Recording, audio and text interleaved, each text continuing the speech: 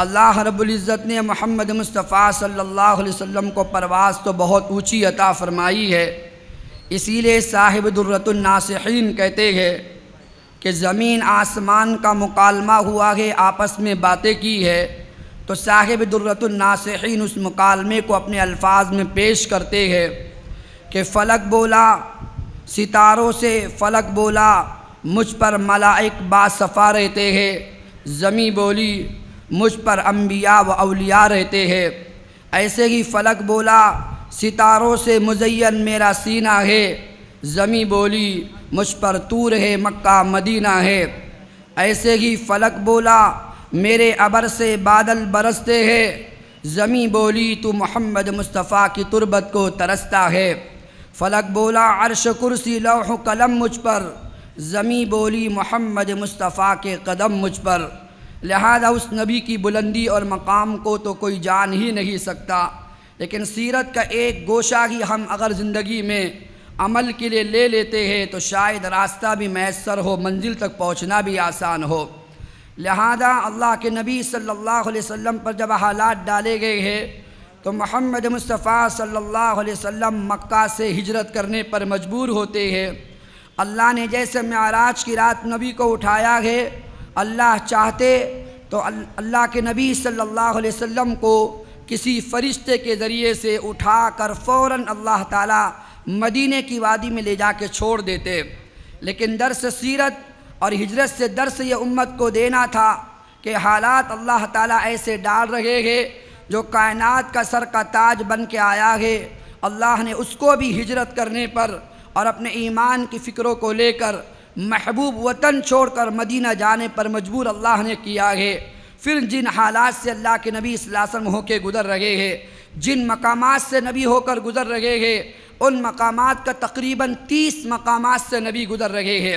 ابو بکر صدیق کے مکان سے پہلے ختیجہ کے مکان سے اللہ کے نبی صلی اللہ علیہ وسلم چلتے ہیں، وہاں سے ابو بکر کے مکان پہنچتے ہیں، ابو بکر کے مکان سے آگے چلتے ہیں، مقام عرضہ جاتے ہیں، مقام عرضہ سے آگے نکلتے ہیں، جبل ثور جاتے ہیں، جبل ثور سے آگے نکلتے ہیں، غار ثور پہنچ رہے ہیں، غار ثور سے آگے نکلتے ہیں، مقام امجز جاتے ہیں، وہاں سے آگے قدم بڑھا کے نکلتے ہیں، وادی عصفان جاتے ہیں، وادی عصفان سے آگے نکلتے ہیں، مقام قدیس جاتے ہیں، مقام قدیس سے آگے نکلتے ہیں، خیمہ ام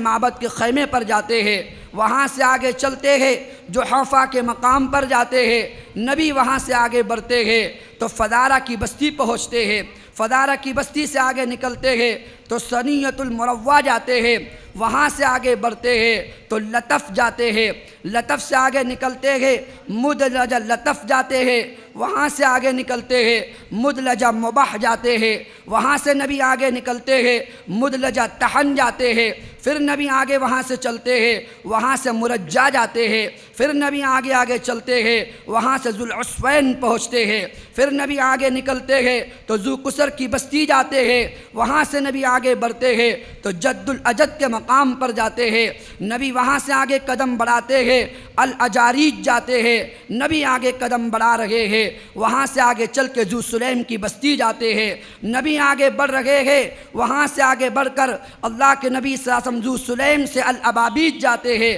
ابابیج سے آگے چل کر ثنایا جاتے ہیں، ثنایا سے آگے پہنچ کر عرج جاتے ہیں، عرج سے آگے نکل کر ثنیۃ الغار جاتے ہیں، ثنیۃ الغار سے آگے نکلتے ہیں، وہاں سے رکوبہ کی بستی پہنچتے ہیں، رکوبہ کی بستی سے پہنچنے کے بعد وادی ریم جاتے ہیں، وادی ریم سے آگے نکلتے ہیں، قبا کی بستی میں داخل ہوتے ہیں، اور 30واں مقام جو آتا ہے محمد مصطفیٰ صلی اللہ علیہ وسلم کا، وہ مدینے کی گلیوں کے اندر ابو ایوب انصاری کے مکان پر جا کے قیام کرتے ہیں۔ یہ 30 مقام سے نبی گزر رہے ہیں، اتنے حالات لے کر گزر رہے ہیں کہ 27 سفر ہے، 27 سفر پر یہ ہجرت کرنے پر اللہ کے نبی کو قوم مجبور کرتی ہے۔ سیرت مصطفیٰ ہے، پہلی جلد ہے، صفحہ 356 پر ملتا ہے وہ دار الندوہ کا مقام، جہاں پر صنادید قریش آ کے مشورہ کرنے کے لیے بیٹھ رہے ہیں۔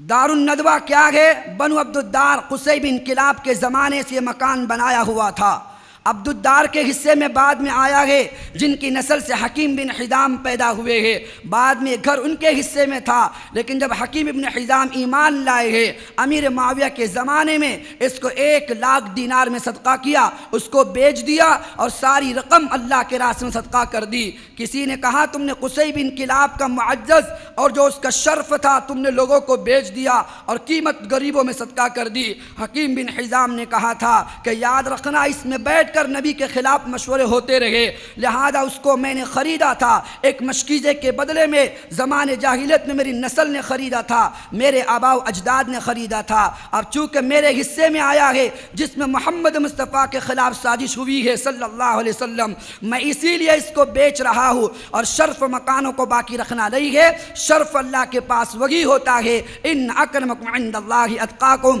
جو اللہ سے ڈرنے والا ہو اس سے بڑا مقام اللہ کے پاس کسی کا نہیں ہوتا۔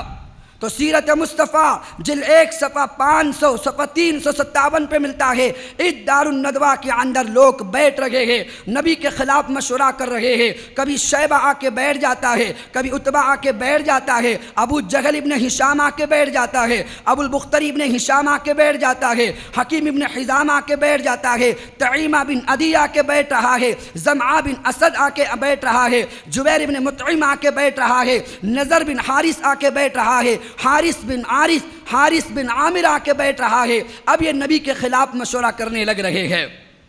اور نبی پر آیت اتر رہی ہے، وَإِذْ يَمْكُرُ بِكَ الَّذِينَ كَفَرُوا لِيُثْبِتُوكَ أَوْ يَقْتُلُوكَ أَوْ يُخْرِجُوكَ وَيَمْكُرُونَ وَيَمْكُرُ اللَّهُ وَاللَّهُ خَيْرُ الْمَاكِرِينَ۔ 13 سال مکی زندگی پر جو انہوں نے پیش کیا ہے، اللہ کے نبی کے صحابہ ہو، چاہے زنیرہ ہو، چاہے نہدیہ ہو، چاہے ہندہ ہو، بنو معمر کے قبیلے کے لوگ ہو، چاہے زنیرہ کی آنکھیں نکالی جا رہی ہو، کہیں عامر بن فہیرہ پہ کوڑے پڑ رہے ہو، کہیں بلال حبشی کو تکالیف کے بھٹی سے گزارا جا رہا ہو، کبھی خباب بن ارد کو انگاروں پر لٹایا جا رہا ہو، اتنے سارے حالات ڈالنے کے بعد جب محمد مصطفیٰ اور اس کے ساتھی دین سے نہیں ہٹے گئے، انہوں نے آخری مشورہ کیا کہ بس اب نبی کا جا کے کام نعوذ باللہ تمام کرتے ہیں۔